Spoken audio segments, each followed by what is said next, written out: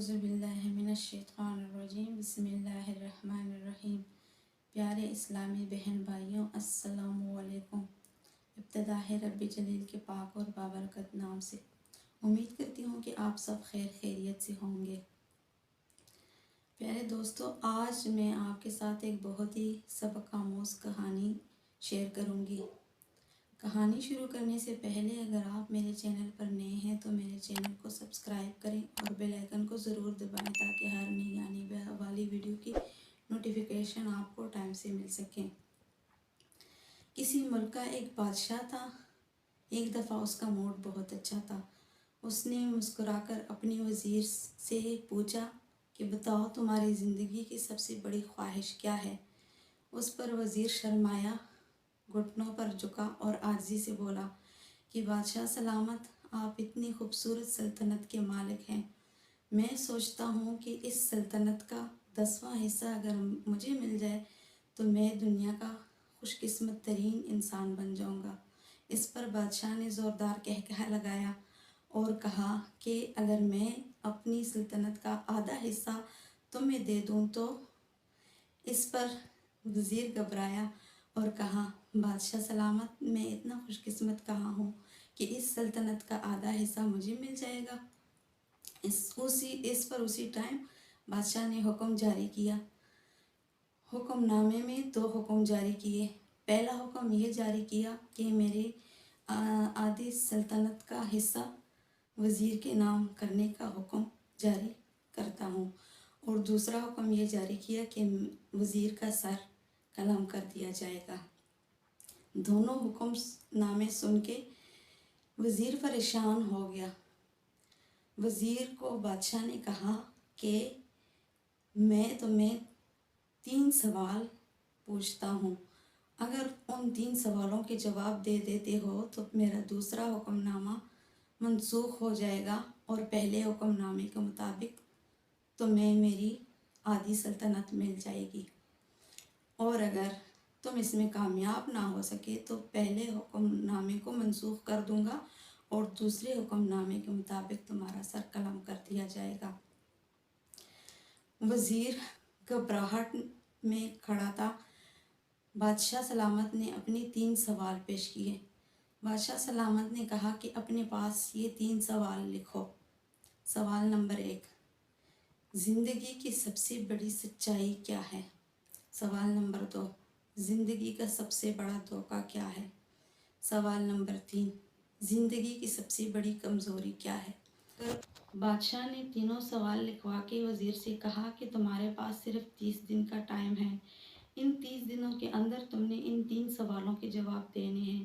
اگر تم ان 3 سوالوں کے جواب دیتے ہو تو آدھی سلطنت تمہاری نام کر دی جائے گی، ورنہ تمہارا سر قلم کر دیا جائے گا۔ وزیر سوال اپنے ساتھ اٹھا کے تو دربار سے نکل گیا۔ دربار سے نکل کر اس نے شہر کے مشہور ادیب، مفکر اور ذہین لوگوں کو اکٹھا کیا اور تینوں سوال پیش کیے، لیکن کسی نے خاطر خواہ جواب وزیر کو نہ دیا۔ اگلے دن شہر کے اور ذہین لوگوں کو اکٹھا کیا۔ اگلے دن اس نے مزید مفکر، دانشور لوگوں کو اکٹھا کیا، لیکن کسی نے تسلی بخش جواب نہ دیا۔ وزیر دارالخلافہ سے باہر نکل گیا اور ملک کے دوسرے شہروں اور گاؤں میں پھرتا رہا، ان سوالوں کے جواب ڈھونڈتا رہا، لیکن کسی نے اس کو خاطر خواہ جواب نہ دیا اور وہ مطمئن نہ ہو سکا۔ وزیر سوالوں کے جواب تلاش کرتے کرتے اس سلطنت کو چھوڑ کے دوسری سلطنتوں میں پہنچ گیا اور ان سوالوں کے جواب تلاش کرتا رہا، ذہین لوگوں کے پاس جاتا رہا، لیکن اس کو کسی نے بھی تسلی بخش جواب نہیں دیا۔ پھرتے پھرتے اس کا شاہی لباس پھٹ گیا، اس کے جوتے پھٹ گئے، اس کے پاؤں میں چھالے پڑ گئے۔ وہ سوالوں کے جواب کی تلاش میں پھرتا رہا۔ آخر وہ ایک کچی آبادی میں پہنچا۔ اس کا آخری دن بھی تھا۔ اگلے دن اس نے دربار میں پیش ہونا تھا۔ 29 دن پورے ہو چکے تھے، آخری دن تھا۔ اگلے دن اس نے دربار میں پیش ہونا تھا۔ اس کچی جھونپڑی کے ایک سرے پہ ایک فقیر اور اس کا کتا تھا۔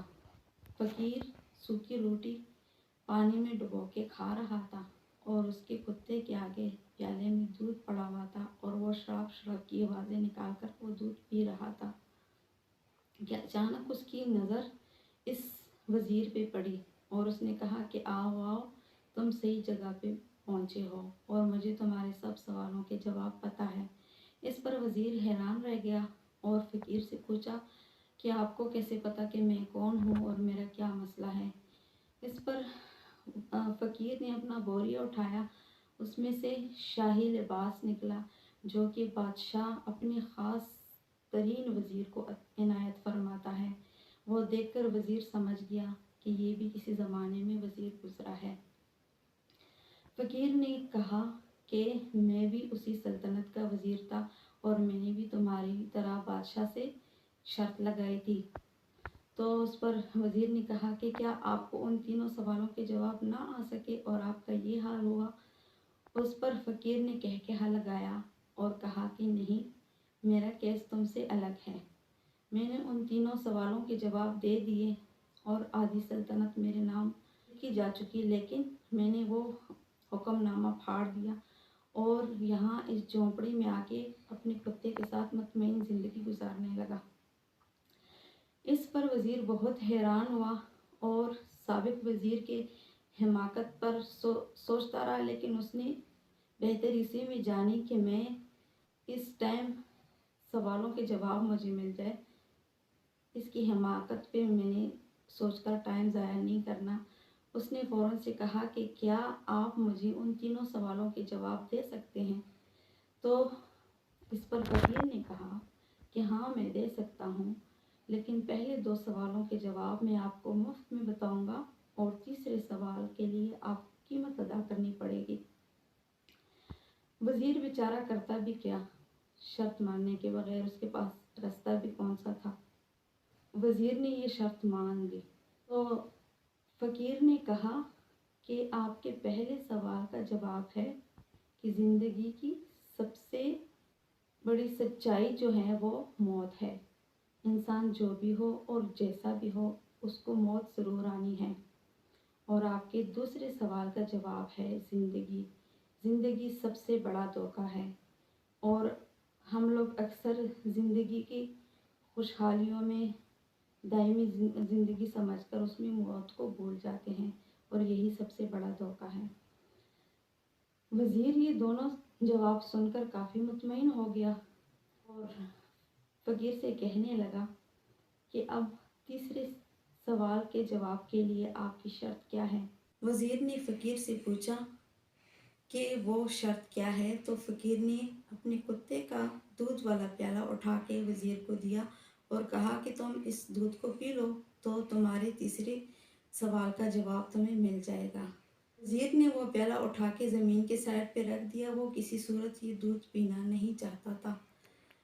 तो इस पर फ़कीर ने कहा कि ठीक है, तुम जाओ दरबार में और अपना सर कटवा लो, फैसला तुम्हारा अपना है, या फिर ये दूध पी के अपना आधी सल्तनत का हिस्सा और अपनी ज़िंदगी बचाओ। वज़ीर सोचता रहा, लेकिन आखिरकार उसने इसी में बेहतरी जानी कि मेरी ज़िंदगी भी बच जाएगी और मैं आधी सल्तनत का मालिक भी बन जाऊंगा। तो ये सोचते ही उसने कुत्ते के आगे से प्याला उठाया और एक ही सांस में सारा दूध पी लिया। जिस पर फ़कीर ने ज़ोरदार कहकहा लगाया और कहा कि यही तुम्हारे तीसरे सवाल का जवाब है और ज़िंदगी की सबसे बड़ी कमज़ोरी लालच और ख़ुद गर्जी है। इस लालच और ख़ुद गर्जी के तहत तुमने ये दूध पिया, यानी कि यही वो तीसरे सवाल का जवाब है। वज़ीर बहुत शर्मिंदा हुआ, अपने आप को लामत करता रहा, लेकिन उसने वो दूध पी लिया और दरबार की तरफ चल दिया।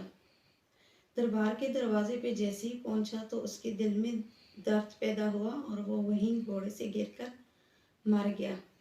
दोस्तों, इस कहानी से हमें ये सबक हासिल होता है कि इन तीनों सवालों पे हमने भी ये गौर करना है, किसी सुकून वाली जगह पे बैठ के ये गौर करना है कि कहीं हमने भी तो मौत को फरामोश नहीं कर दिया और ज़िंदगी की असल सच्चाई भूल तो नहीं गए, और कहीं हम भी ज़िंदगी के धोखे में तो नहीं आ चुके हैं और ज़िंदगी की रंगीनियों में रहकर हम मौत को भूल चुके हैं, और कहीं हम भी اس وزیر کی طرح خود غرض تو نہیں بن گئے کہ حلال اور حرام کی کمائی میں فرق ہی نہیں ہے اور ہم بچوں کو حرام بھی کھلا رہے ہیں؟